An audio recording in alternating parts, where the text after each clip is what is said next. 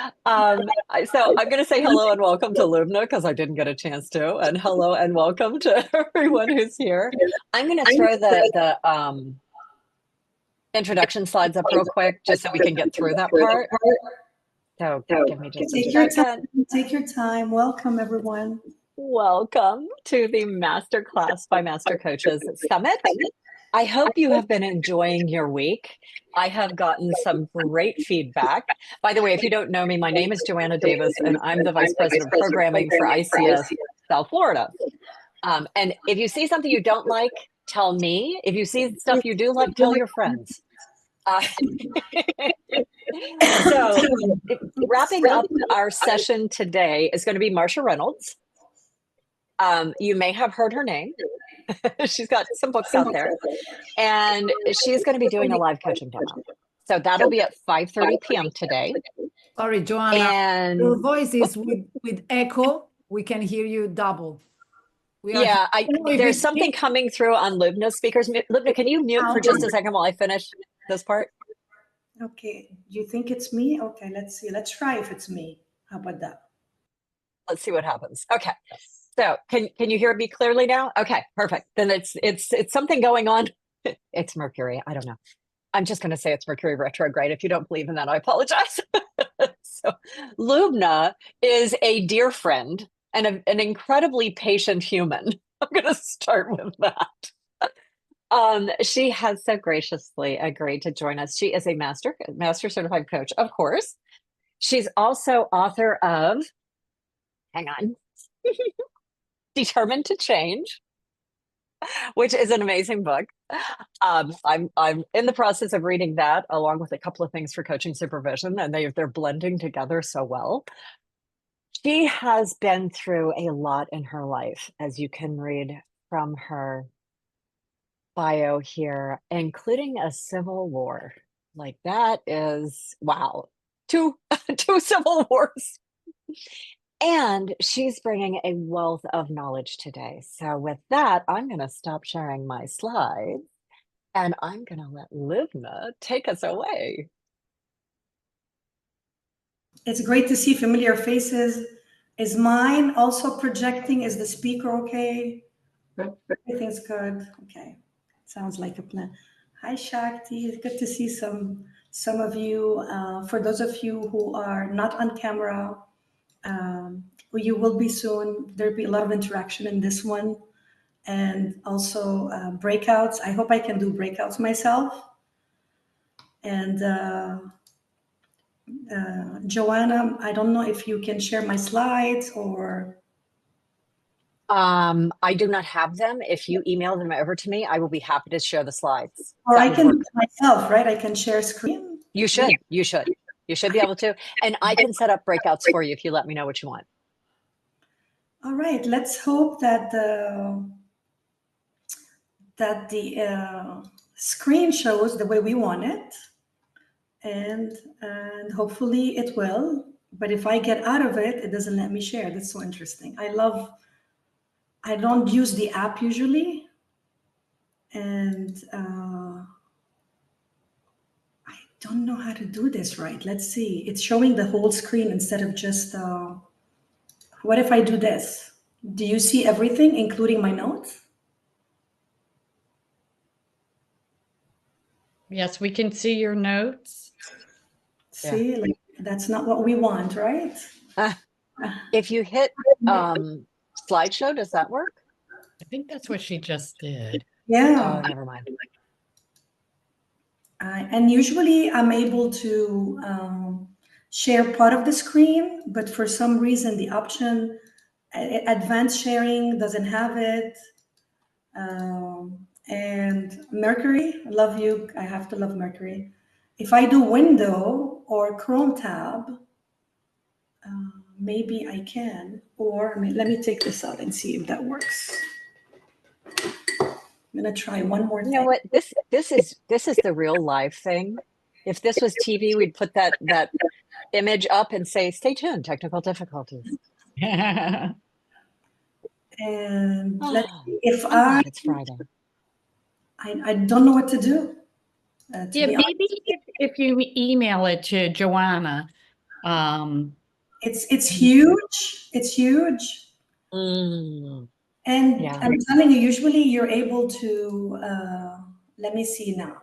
If I get out of it, maybe, let's see. If I share with you, you may want to pause the recording on this farm. Oops. It's the story is about a farmer in a small Chinese town that wanted to plant a bamboo, and he would prepare the soil, water the soil, and do all the work, and nothing happened the first year. The second year, the same, no growth, but he kept doing what he's supposed to do.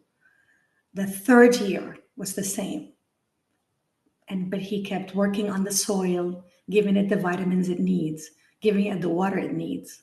Fourth year, same, nothing, absolutely nothing. And on the fifth year, something amazing happened. The bamboo tree grew 90 feet. It was the talk of the town for years to come. And the question for you is, what do you think happened here? Did it just grow out of nowhere, or was it the work and the hard work that he put into it without losing hope? Which side would you think it is? Was it growing in there, waiting for that bloom, or it just happened because, okay? I would say nurturing. Absolutely, nurturing and nurturing. And there are parts in our life where it's the same, where we do the work, we do the hard work, and we don't see any result. And we give up easily. And some of us continue with the watering and the vitamins and the work and the hard work and the sweat, and we see no results for a year and another year, and we give up. Some of us don't, but most of us give up. And the question is, what are you planting right now that requires your patience, resilience, and nurturing? What is one area of your life where that is happening for you right now?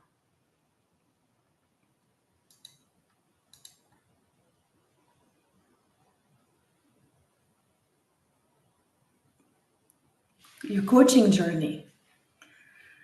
Lots of work before seeing the growth. Absolutely. Hustling, right? And it does require time and effort. I've been doing like this social media work and this tough exercise for years now. And like 4 years later, when I'm starting to see something happen, where a client calls me from a totally different continent and says, I asked AI and your name popped up, but it took years. The moment I was starting to give up and saying, is this worth it?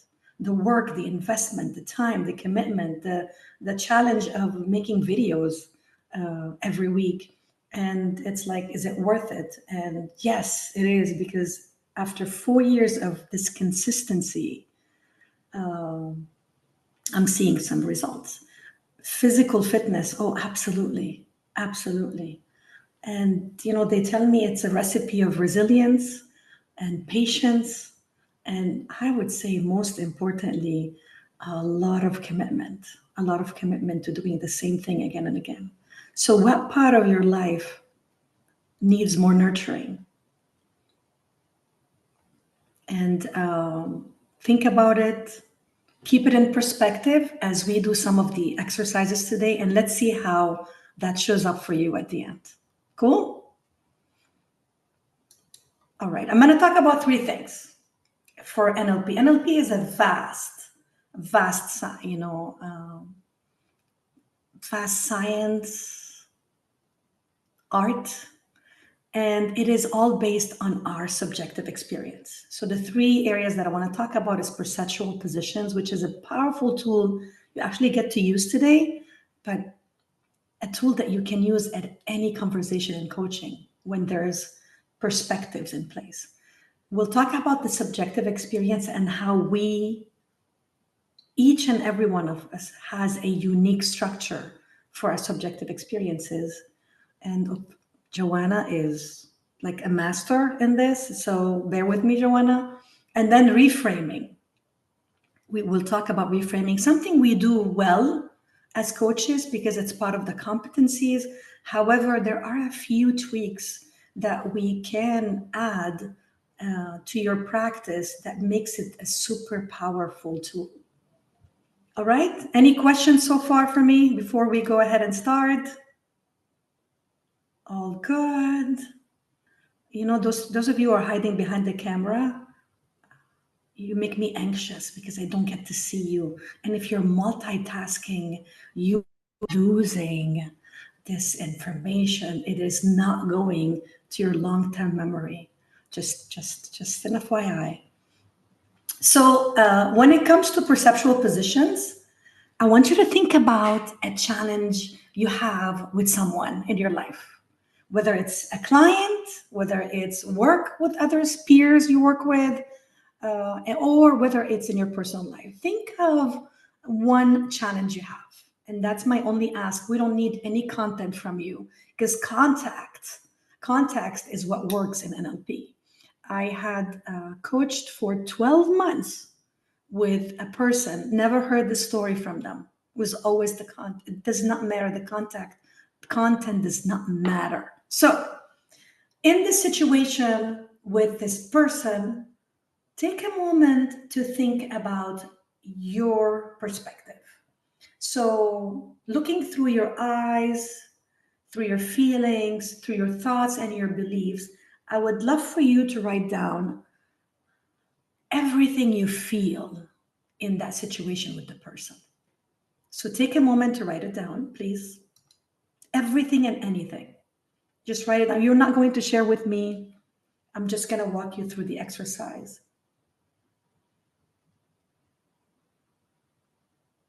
Everything. If they bring out the beast in you, share it. What beast shows up for you? If you feel sadness, it could be sadness. So what are your feelings?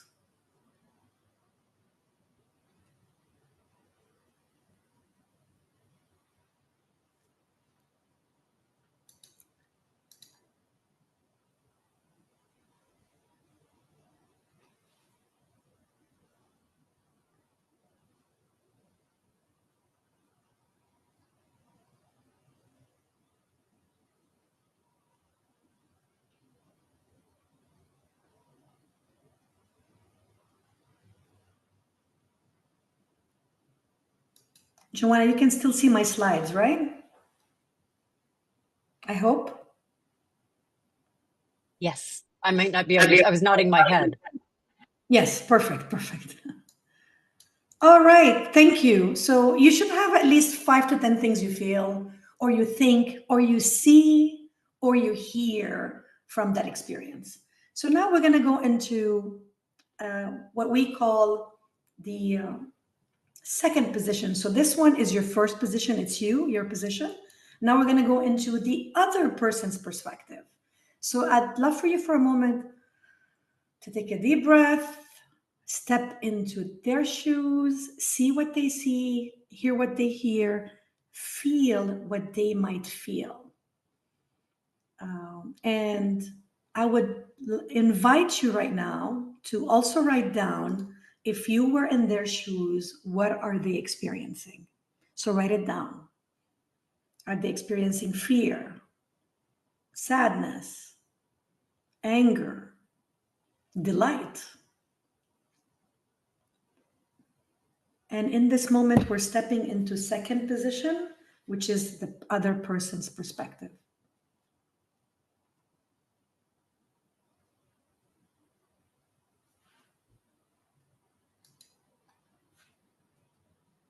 Sometimes it is hard to be in their perspective, but it requires an empathy. In these exercises in NLP, we actually ask the person to walk the way the other person walks, to almost visualize them step into their space so that you're in it with them. Let me know when you're ready, like with your hand. You're awesome. Thank you, Margarita. You're fast and furious.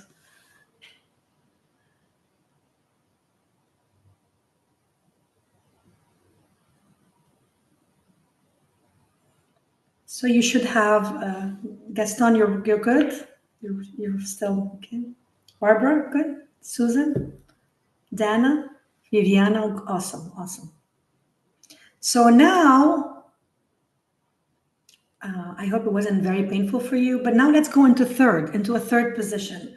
And in the third position, you're looking at it from someone else's eyes, someone who's outside this dynamic, and someone who's objective and wise. For some, you might have someone in your mind that you can think of us about. I try to think of the Dalai Lama, Maria Teresa, even, I don't know why, Maya Angelou comes to my mind.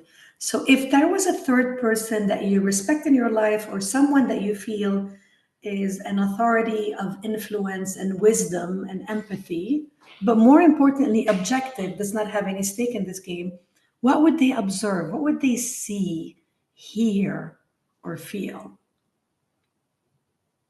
And if you could write those down, what patterns emerge for you from this?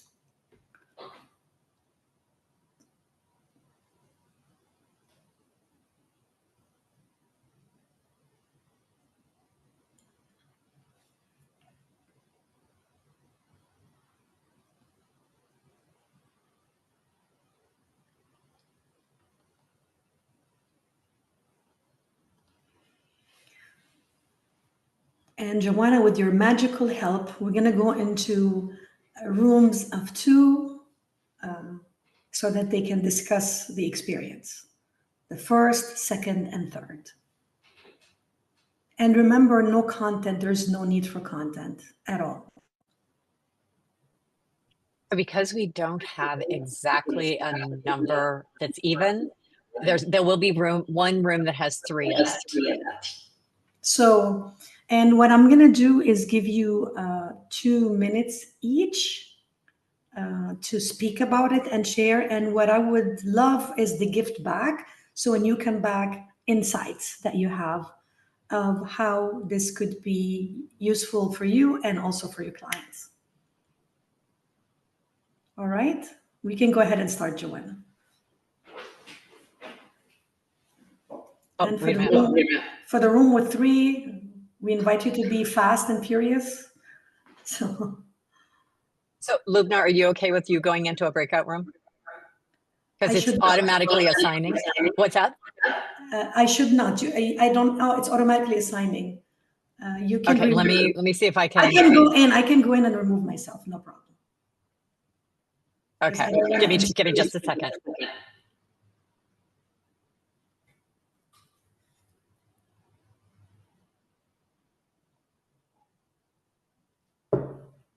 Okay, got it.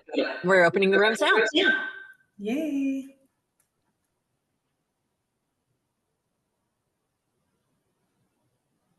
And you're going to have to accept the invitation to join. Actually, Lubna, if you just don't join the room, you'll stay here with me.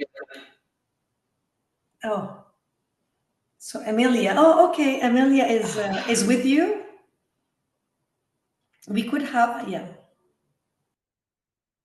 Hang on, I may need to move. Amelia left. Amelia went. Hang on. Let me move. Kashaki's in a room by herself, and we do not want that. No. There we go. I just put her in a room someplace else. Okay, perfect. Okay.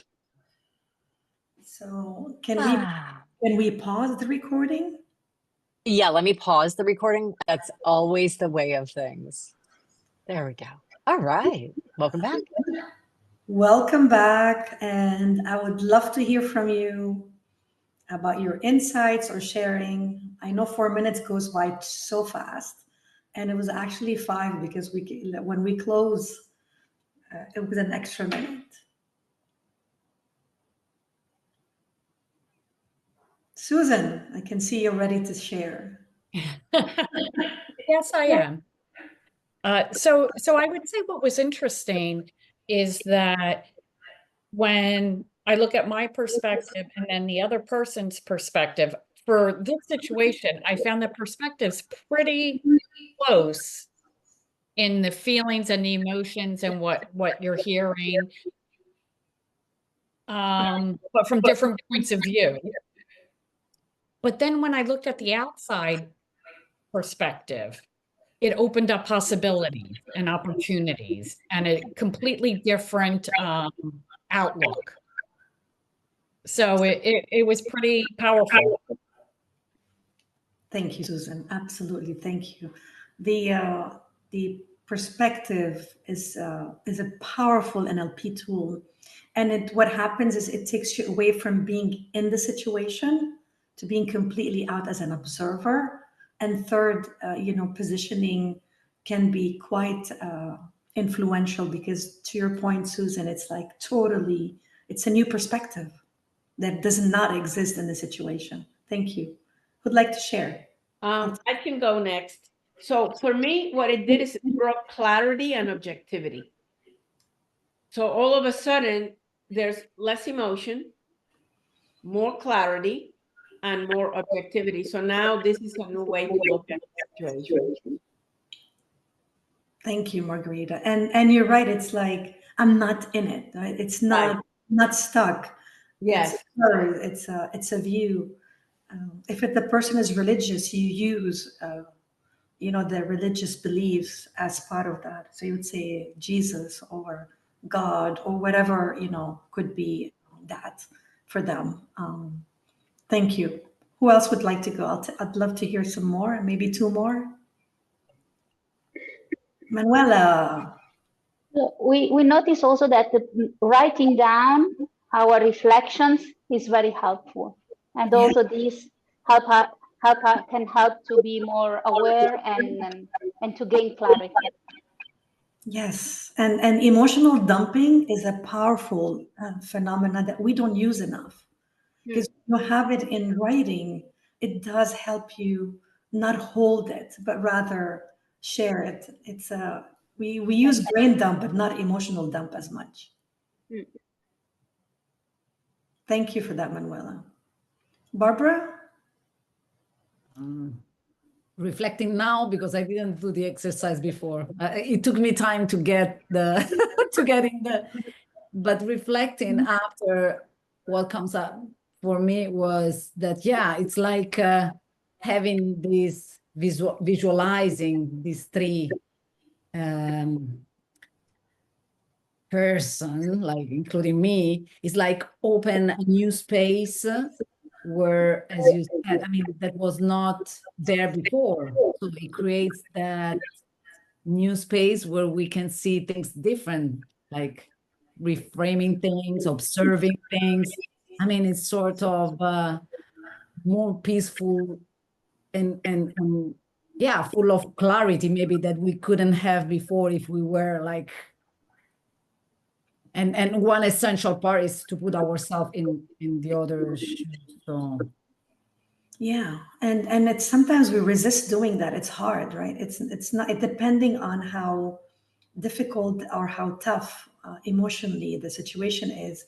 We might have a hard time with it. And what I'm going to talk about next is also another piece to the puzzle that makes this even more complex, because our languages or how we perceive the world is also different. So sometimes putting ourselves in somebody else's shoes, using our way of perceiving the world, is not going to work. So understanding where they're at in terms of their preferences on how they observe the world, how they experience the world, is also important in this. So that is a great segue to this. And I'm sorry, I hope it works again. If it doesn't, we will conquer. And let's see, window here. Yes, share. So now going from the perceptual positioning to this structure is very helpful when you're using this tool with clients you work with, or even with two people that you know that have that type of conflict. And understanding you is so important in this, because what happens usually is we use our own language to ask questions from someone who does not relate to our language. It is something we do so many times. I volunteer and offer hours to mentor people to, for their assessment and for the competencies. And I see this, I hear this, and I feel this every single time. And what does that mean? So let's go into these first, recognize where you are, and then we're going to ask you to go into groups and create questions for each based on what you hear from a person. So first of all, there are some of us who are visual. These are the language they use. I see what you're saying instead of I hear. That looks good, right? Instead of that feels good, that looks good. That idea is not clear to me. So clarity, brightness, light, colors, I'm hazy about that. I went blank. The examples you see here are examples of, and I found a little typo, let me fix that, of people that are visual in their approach to experiencing the world. So our experiences have a structure, and this is one of them. I found this meme and I thought I would share it with you because I laughed when I read it. Don't you dare look at me in that tone of voice. That's exactly how someone visual would speak. We use the looking, look at me, when what I mean is listen to me. If you had to think about the environment, because sometimes it might be difficult for you if you're not a great listener to really catch on to someone else's experience of the world and the structure. This takes practice, but there are cues in the client's environment that can help you understand who they are. What do you think? So if you had to think about the visual person, what are some of the things that could be cues for you in their environment when they're visual? It's okay to be wrong. Would it be pictures? Yes, lots of pictures, art, colors, brightness, lots of post-it notes, by the way. If I show you my desk, I have about 20 of them, right? Because the visual cues is what helps me. Very good. What else? How about the way they dress up? Hint. Maybe when they are explaining something they draw, Yes. Yes. They want to show you, right? Mhm. So when we were with a client who is visual, what are some of the things you want to do with them?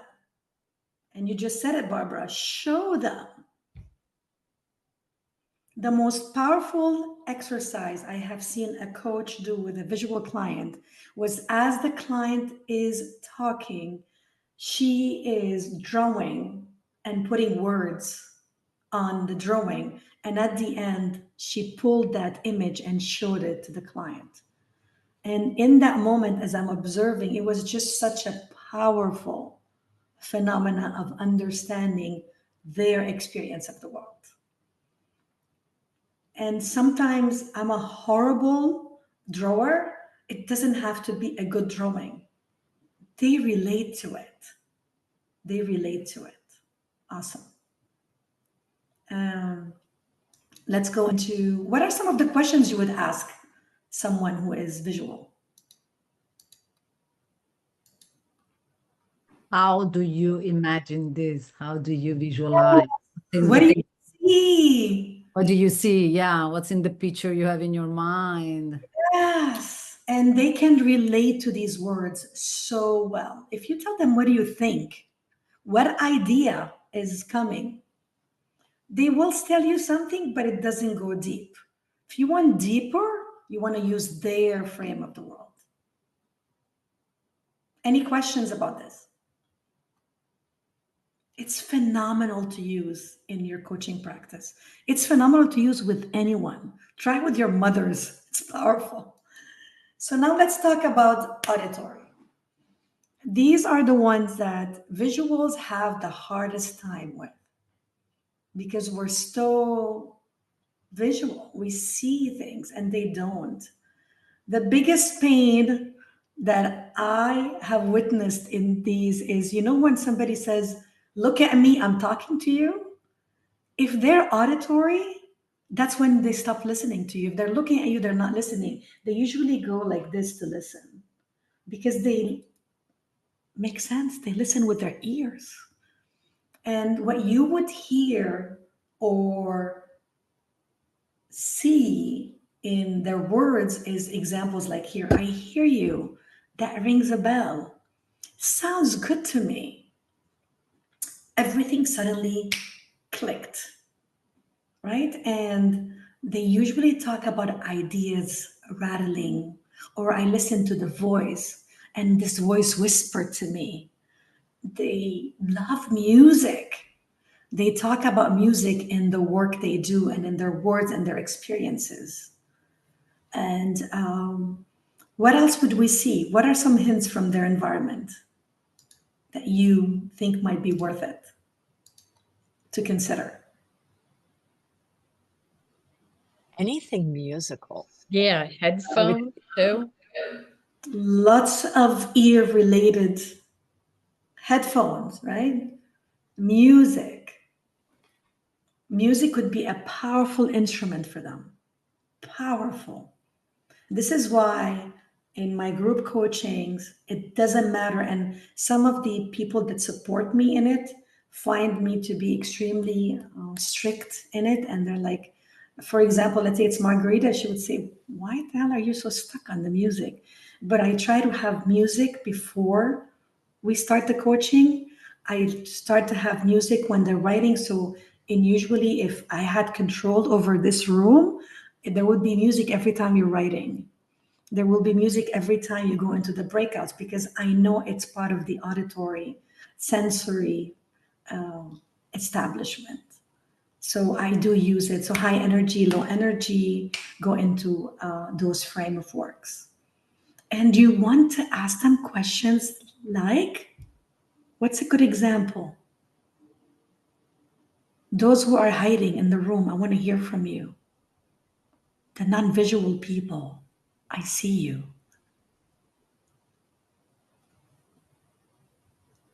Maybe they might say something like, what is your gut telling you? Yes. You will notice them going into their thoughts. You will notice it and you can say something like that. What else?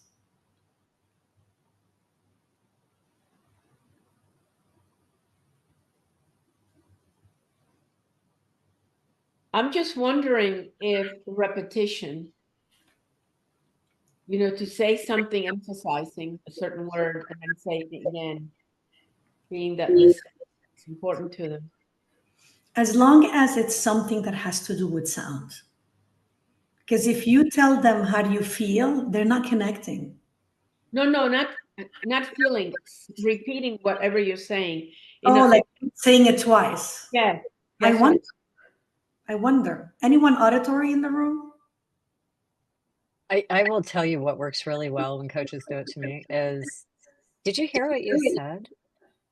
And then they'll repeat something I said and I didn't hear it. But when I hear it from them, because I'm talking, I don't hear. It's the way we're built. You cannot talk and hear at the same time. So they'll say, did you hear what you said? And when they say it back to me, it totally different. Yeah. The one that I commonly use, and Barbara, I want to hear what you want to say. The one that I commonly use is what did you just say? Because I see their eye axis going left and right, and which means they're talking to themselves. So I want to hear what they just told themselves. And actually they go, yeah, I was saying this. They're just comfortable in that space. I was saying this. I heard this. My voice whispered this. Barbara. Thinking about the scenario you have, the client situation, like what is the song or the music that is expressing the situation that you are touched, that have the meaning, and which one would you like to be? And for them, like in the characteristic of each song or music, so they can relate better they can express through the music, through the Music, song. yes, yes. Music to my ears, yes. Because they do relate to that much more than they relate to feelings or things to see and hear. Here is what they want. Here's what they want. Great. Do we have any auditory in the room? Look, now in something so simple as saying what I'm hearing is, and playing it back. Yes, yes. And the thing is, making sure it's related to auditory and not to go back to your own frame, which is what I'm feeling is this, because that's not like that takes them away from their experience to yours. And they do great with concepts. So concepts, data, analytics, they love that. So you know that question is like from 1 to 10, where are you? Auditories would like that.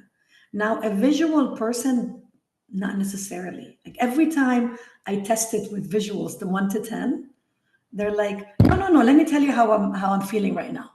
You know, like they don't want to go into the numbers, they want to go into where they're at. Try it and see. It's interesting. Unless with you. Do you find that each person is predominant in one area, or also like a good mix of all four or two? Great question. You could be a mix of two, but there's one that is dominant. It's still dominant. There's one that is a preferential. But yes, we could be a mix like of visual and kinesthetic, which is the third one. Thank you for bringing us to the third one that we're talking about, which is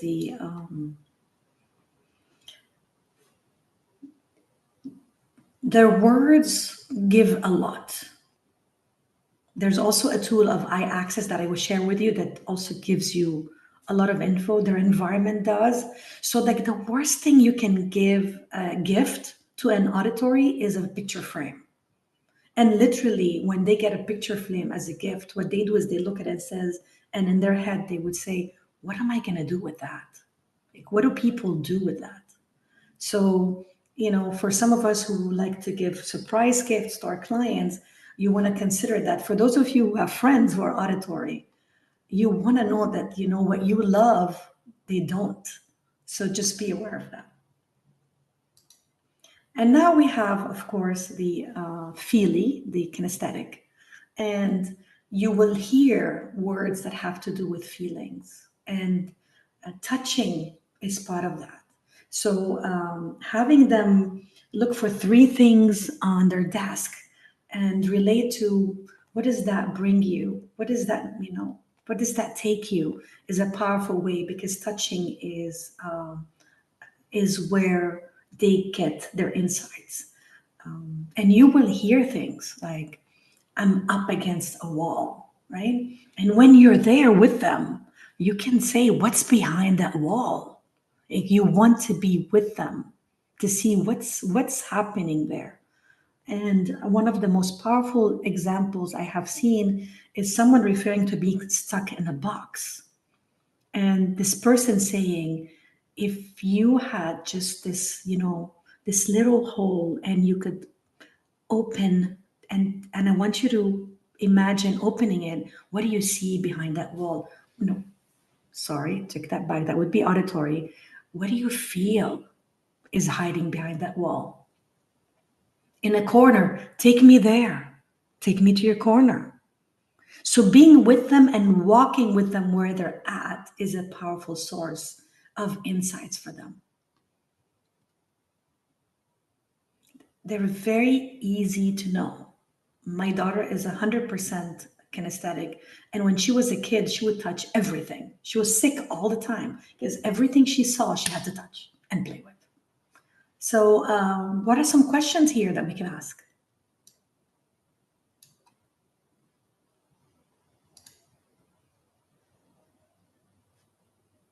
Would sensing questions work here? Like, what do you sense about this? Or what is your sense about that?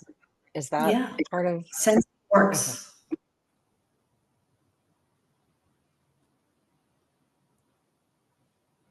And they're easy because how do you feel about this? Just don't say, how do you think? Like the worst thing you can tell them is, what do you think? What are your idea? Because that's not where they are. They want to be in the feeling space. What do you sense? What's happening there? Yes. And when in doubt, use words that don't have to do with see or think or hear, right? Like you go into, what do you experience? What is your experience? That's very broad, and it might capture more of what you don't know.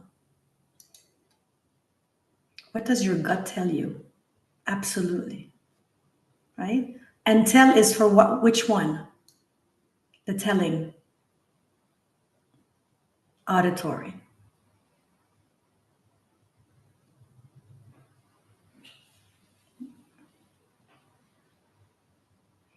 Sensory exercises are powerful for this group. Powerful. They go deep very quickly.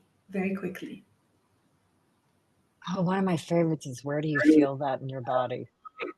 Yes. And then ask them some questions about that one. Absolutely. Great one. And one of the ones that I was just a witness to it, because I love to observe like great coaches do crazy things, but it was so simple and yet such a powerful one for the feeling and the visual, not the auditory. And it was, find 3 things on your desk and what are they telling you, right? And so for the visual, they just get into the emotional side quickly. For the feeling, forget it. They're playing with it and they're touching it, and for the auditory is, they go, like they stumble when you start, but then you say, what is it telling you? Just all you have to say, what is it telling you? And then they immediately go into that phrase. I saw you laughing, Joanne. Is it because I said touching? Okay. You gotta tell me what I'm doing wrong, girl. I Okay. laughed because you said something about coaches doing crazy things. So I'm Yes. like, yes, crazy things. But I love that exercise because it's on your desk, or look in your purse. Nothing matters. What matters is people bring their experiences. Experiences have a structure, and they bring that experience to whatever you do. Most importantly, use all frames when you're talking to them. So if I'm talking to you and I don't know your preferences or the structure of your experience, I would say, what do you see, hear, or feel? And whoever is in that space will hear me, will feel me, or will see me. So it's connecting the dots for them in a way that makes sense to them. There's one more that we cannot ignore, and that's the olfactory, gustatory, and that has to do with a sense of smell or flavor, savor. And we do have a group of people, much smaller, that actually are there. And a good example is, if I talk about to you, let's say you smell something and it takes you back to grandma's kitchen, or certain odors that just take you back somewhere. Gardenias take me back to Lebanon, to the south of Lebanon, because it's such a powerful anchor. So what are some anchors that could be important in the conversation with others? Just wanted to bring that up. And the question that I want to leave you with is, we find comfort in our own preferences. We do find that. So how can I make sure that is not getting in the way of the experiences of my clients? How do I make sure I'm really connecting to their frame of mind, to their map of the world? So knowing that, I'd love for us to go into just 5 minutes again, and ask in your groups, little groups of 2, how might you use what you have learned so far about their subjective experience as an anchor for that deeper connection and insight? How might you use that in your practice? So Joanne, if I'm going to copy this to the chat so you have it, and I'd love for you to put us into rooms so we can have this conversation. And I hope this is worth your time.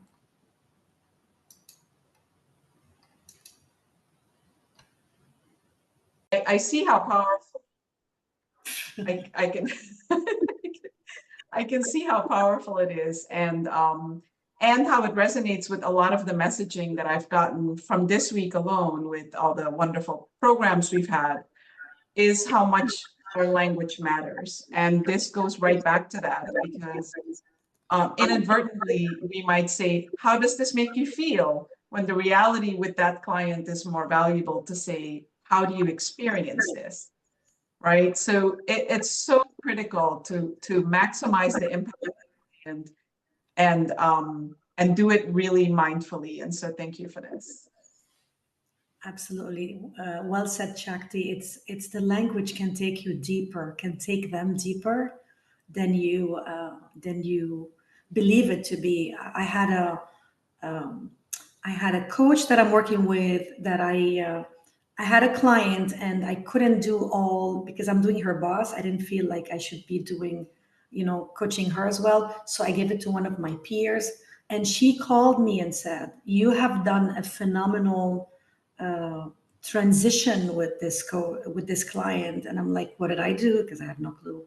And she said, "You looked at her and said, what part is talking to you right now?" And I don't remember. I have no idea. But she told the coach that that was a transformational moment for her, because in that moment she realized that there were 2 parts talking at the same time. And all I could see was her going into her thoughts, and her eye axis was going like in 2 directions at the same time. Like, ooh, what's going on here? So sometimes we don't know the impact that we have on others. We just don't know. If I wasn't lucky enough to have a person that I know coaching her, I would have never got that feedback. We create powerful moments when the time is right. And when it's uncomfortable for you, it's because there's a language barrier happening in that moment. Their experience of the world is not in alignment with your experience of the world. And that's when you go, okay, what am I hearing, seeing, or feeling in this moment that can help? Gaston, any thoughts from you? I want to hear from you. And maybe Deoxy or Viviana, someone that hasn't talked before. Yeah, we were talking with Margarita about this, and I kind of hypothesize a theory about that, because we were talking about different types, how we can pick those things of cues from the observing or listening to the coaches, and we were kind of, okay, what about the smell taste type? And says probably evolution has removed them from the society because it's not a key trait to surviving the society, kind of thing. But yes, it was interesting how we can pick up and adapt, and going back to the first exercise, how we can be aware of our own style and make sure that we are trying to make sure that we adapt, and this dominance we have for ourselves don't cast a shadow on their style. Thank you. Right, exactly. And how do we make sure that we do not dominate it? Because it's not a bad thing. It's just misaligned for them. They just don't. They start to get confused instead of alignment, like inside. If that makes sense. I'll take one more. Yeah, I can jump in and share. I was in the room with Shakti, and I shared the same sentiment where I thought this was so insightful, because I realized I never really took the time to see what's my style or give this much thought. And it's so incredibly powerful how you're showing up, the language you're using for your clients. And so that can resonate. And to your point, so we can create powerful moments. in that moment, yes. Mhm. And it's easy work. What we do is not easy, right? Like what we do is as easy as our experience with them. It is not easy when there is misalignment with them. It's very hard, actually. And to recognize it and not be hard on yourself when it's not working. Say, okay, where's my map versus their map? And having that. So if I have a thoughtful person who, thrives on data and insights, and I'm saying, draw this for me, I might drive them crazy. Like, no, I don't, right? However, if I say, let's chart this, let's put it on a table, they start dancing, their music starts to happen. So it's all about that language and taking the time at the very beginning of your coaching to understand them, what they like, their dislikes, because all you do in that, if you say something like, share with me an experience from your childhood, just that, and start writing words they use, you get very insightful very quickly about their map of the world. We only have 10 minutes left. I apologize again for the start with the technical situation we had, but I wanted to just leave you with the fact that preferences help you align, connect, and build trust. And building trust at the beginning is so powerful. A lot of times when there's misalignment, it's because of that language. And this is a summary of eye access. It takes time to practice eye access. However, just know that visual people in general look up a lot. So if I ask you, imagine you being in a new country that you would love to visit, you automatically go up with your eyes. And that's because visual constructs happen at the top.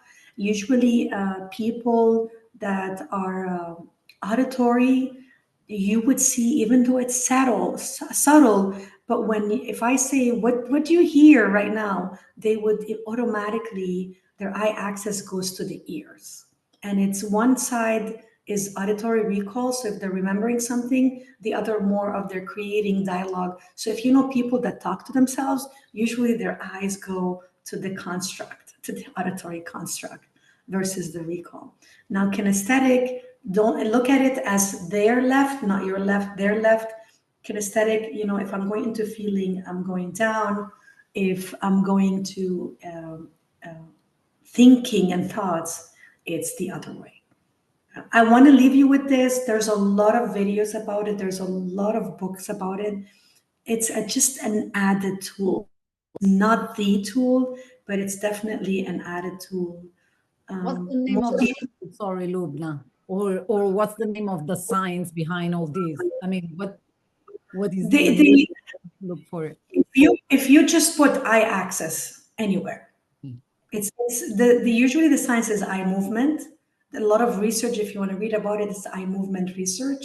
This is the source I used for this, and they use it a lot in, unfortunately, interrogations. And if the person interrogating is not really good at this, they might mistake visualizing for lying. So they say if people look up, they're lying. It's not true. Sometimes we need to construct things to recall them. So, but it's just in general, like visual is up, down is emotion or thoughts, and in the middle is your auditory. And I want to leave not with eye access, and I know Joanna, you need 2 minutes, but we started so late. But I want to leave with the reframing, where the power of all that we talked about is how can you help your client move from a space of where I'm stuck to creating a new frame, right? So this is all about reframing and the mindset work. There's so much to share about the mindset work, but one example is, and I shared this before, people that in the mindset have the victim mindset versus the away people, which have a more of a control mindset. We see this a lot. I hear this a lot. And sometimes I feel my kids do this a lot, where is they feel that the phone controls their life. This is a good example of limiting beliefs that you can use these type of reframing that we just talked about, visual, the auditory, to push them from like toward the problem to away from the problem, from being control of their situation. Another way that we use this is when it comes to triggers. I get very someone eating popcorn in the movies, so I can't focus. I get triggered by drivers that are mad and nasty. And while I thought that, you know, my client was just like me, quick story, Joanne, and I'll give it to you. Like me, they're just triggered by these people that are mad. When I actually went into her frame and she was really feely. And I said, okay, so when that happens, what does that make you feel?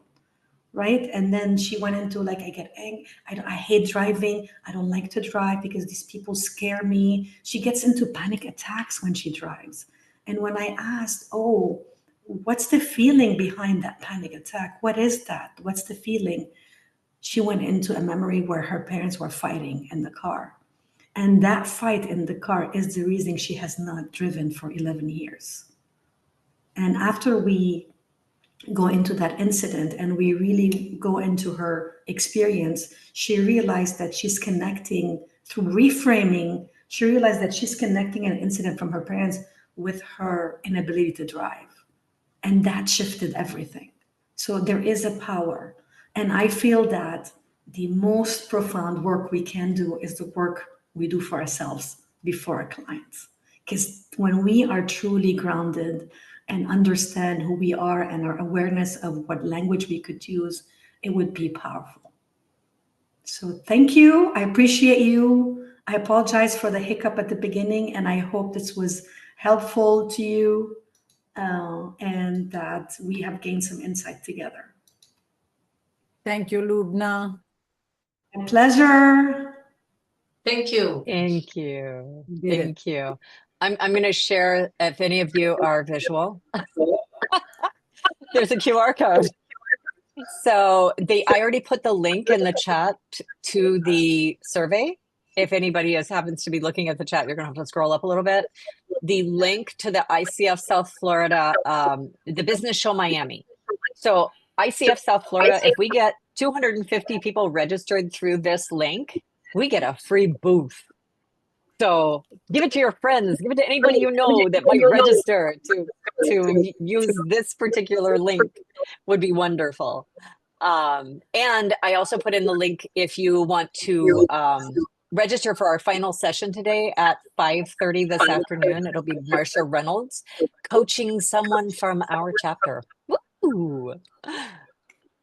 And I'm going to stop sharing my screen. Lubna, thank you so much for being here. Thank you. My absolute pleasure. I hope this was helpful. And I really believe that the work is us. The more we work on ourselves, the better the results it is for our clients. And, you know, the pain we feel gets into every coaching session.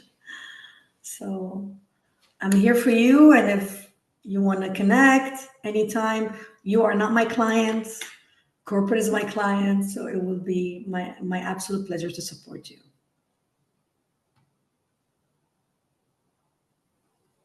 Thank you, Lubna. That was wonderful. Really appreciate it. Beautiful. And someone is asking about the recordings. So for this, like recordings like this, it's a presentation. Lubna, can you mute for just a second? Because we're getting that echo. Sorry. Thank you. For things like this, that's a presentation. These are going to be put on the ICF South Florida YouTube channel. So we'll be giving you, as we're able to get them up, we'll be giving you a link to the YouTube channel. For things that are coaching demonstrations, because people coach around sensitive topics, it's always up to the coach and the coachee, whether or not both of them have to say, yes, I want this recording to be shared in order for us to share those recordings. So I cannot tell you whether or not the coaching session this afternoon will be shared. I'm hoping, but I can't guarantee that. Joanna, Any other questions? yeah, I have a question, Joanna. I didn't realize that this was a master class, that there were other components. So somehow I missed that. And I only registered for this one. Mhm. How do I, if I wanted to join this afternoon, what do I need to do? So I'll repaste the link into the chat because I know that a lot of stuff went by really quickly. Give me just a second. Okay. Okay, you should be able to look in the chat and click that link, and it's going to take you to ICF South Florida's calendar, and then you can register from there. So we do summits in the spring and in the fall where we do a whole bunch of classes. Spring summit is 1 week, fall summit is 2 weeks. So you can literally get all of your CCEUs for your whole 3-year renewal.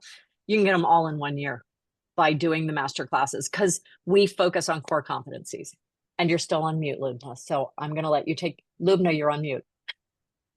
Margarita, I feel honored and privileged that you joined my session. Well, you know, I joined because of you, of course, but also because I have an interest in NLP. As you know, I kind of, let me see where, okay, I'm back now. No, I went to that link and I kind of lost it. Let me make a copy link. There you go. Yeah, and then Joanna, do we get ICF? Do we get credits for the attending this one? Yes. So you're sending us an email, I'm assuming. Yes. Yeah, that will, it takes us time, especially when we have this many people. It takes us time to put together all the certificates. Okay. So we'll work through the week. And let me look. I'm looking at, yeah. So you were here for the whole session. So this will be 1.5 core competency CCEUs for you, Margarita. It depends on, like, if somebody joined late, then I have to go by quarter hour increments. But you were here the whole time. Actually, I think all three of you were. Barbara, yeah, all three of you were. Okay. And look, now, I don't know if I heard you correctly, but are you coaching people who are going for their MCC? Like I volunteer my time to help our local community, yes. No, but I mean for MCC, like I'm going to start my work for my MCC, and Yes. I think I need a coach for that, right? Joanna is amazing for that. Oh, okay. And I can recommend people for you. I have meetings with people all the time about what's the best way to get. I'll tell you, to get Margarita, stuff. what I did. Yeah, I'll be happy to talk to you. Okay, Yeah, we can talk. Yeah. We're putting together a lift to coach community. So where MCCs will support PCCs to get their MCC, PCCs support ACCs to get their PCC, and ACCs support new coaches to get their ACC. Because it really is like a huge process and it can be very intimidating. So we're getting that together with ICF South Florida. So hopefully that will be available soon. Oh, that would be great. Yeah. And I'm really hoping that people who want to take advantage of it will volunteer to support people that they can lift as well. Right. Well, this was awesome. Absolutely. Not just because I love you, Lubna, but because you really were great. I always love listening to you. Oh, thank you. Thank you. If there's anything I can do to be better, I'm here for you. No, you can't be better. You're the best. You're awesome. And I'm going to have to jump off the call myself because I've got somebody trying to get in my gate to do something in my yard and they can't get in. So I have to go. Well, it was Thank you very much. Very interesting. Bye, Manu. Bye bye. Ciao, ciao. Bye, everybody. I'm going to call sometime, Lubna. We need to catch up. Yeah. And look, I'm happy to support you. So don't worry. Okay. Yeah. Bye. All right. Take care. Ciao, I Bye. loved everything about today. Thank you. Bye. Ciao, Lubna.